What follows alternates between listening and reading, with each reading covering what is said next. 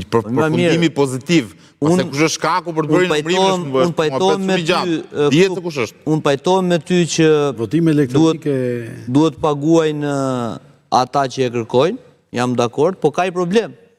Se nesër, në qoftë se Denis Minga i rezulton që në finale, një vot i del që ja kanë ngrënë padrejtësisht, prap kostot ne i ham për i vot Denisit.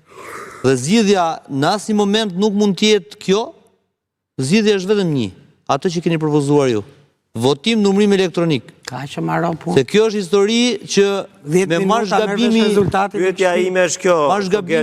Rama e ka mundësinë për ta bërë këtë gjë edhe në mënyrë të njëanshme. Ndërkohë në Strasburg të dy palët janë dakord që ta bëjmë bashkë këtë punë. Ne e kemi diskutuar, po. Që të mos bëjnë asgjë pra. Mos bëjnë asgjë. Nuk janë dakord ta bëjmë bashkë. Janë dakord të bëjnë komision për reformë zgjedhore. Jo detyrimisht komisioni je produkt. Bën reformën, okay. Ata komisioni nga herë po bën edhe xhiro. Komisioni nis punën shtatore mbaron në pas 4 vitesh. Ta lexojmë politikisht. Zonja Tabaku sa ka nevojë për një reformë zgjedhore dhe në moment i erdhi aprovimi politik nga ana e Taulant Ballës që po jemi gati të bëjmë reformën zgjedhore. Pra këta merren vesh në ajër. Zonja Tabaku dhe regjimi do bëjnë reformë bashkë. Patjetër pra. Sepse tani ti e di, ti e viktima e kësaj historie, domethënë. Po flas, asgjë nuk do ndryshojnë. Asgjë nuk do ndryshojnë dhe përballë kemi viktimën e këtij procesi, edhe të procesit të negociatave me Partinë Socialiste, edhe të procesit zgjedhjeve. Domethënë ti je shembulli perfekt i gjithë procesit. Që të kthehemi ke nocioni i reformës, okay? Në 26 korrik, kur u votua kodi zgjedhor me vullnetin e palëve, të dy palët rënë dakord që votin e diasporës do e numëronte KQZ-ja. Ku ka qenë? Drafti fillestar i ligjit ishte që do numërojnë këta që po numërojnë tani. Do numëronte KQZ-ja. Okej. Dhe kishte edhe diskutimin për deri ku do shtrihej votimi dhe numërimi elektronik. Në janar, një ligj që ishte miratuar 5 muaj përpara, u ndryshua dhe u vendosi votën e diasporës do ta numëronin pra partitë politike.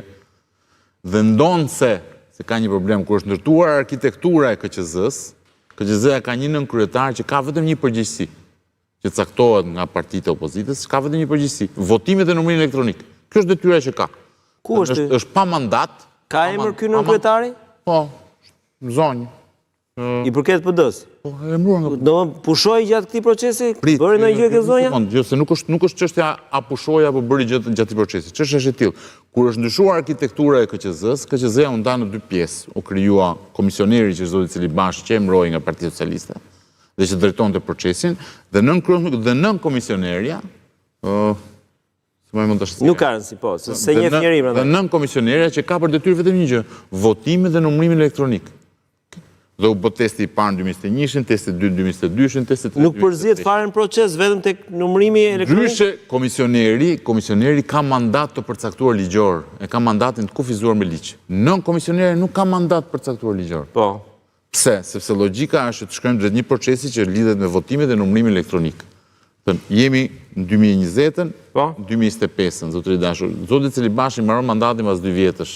Sa i zonjë si duhet merret me numërimin dhe votimin dhe numërimin elektronik, nuk i mbaron mandati. Dhe nëse do të vazhdoj të mos bëhet, do të vazhdoj të jetë në detyrë me atë në funksion me atë detyrë. Shumë e rëndësishme. Me këtë që ndodhi fatikisht me rinumërimin, partitë politike ose mirë themi klasa politike pranoi që është më mirë që votat ti numërojnë ose mirë ti numërojë KQZ-ja se sa vetë ata partitë. Pra kanë më besim të KQZ-ja se sa tek komisionerët e tyre. Kjo ndodhi, sepse realisht nuk kishim besim në atë, po themi produkt që doli nga numërimi që u bë nga komisionerët e partive politike, po kishim më besim fatikisht tek numëruesit që vendosin administrata e depolitizuar. I kemi hapur rrugë tashmë në zgjedhjet e ardhshme, të kemi grupe numërimi të cilët ose mirë themi numërues që emërohen nga KQZ-ja. Po, që do ishte depolitizimi i administratës.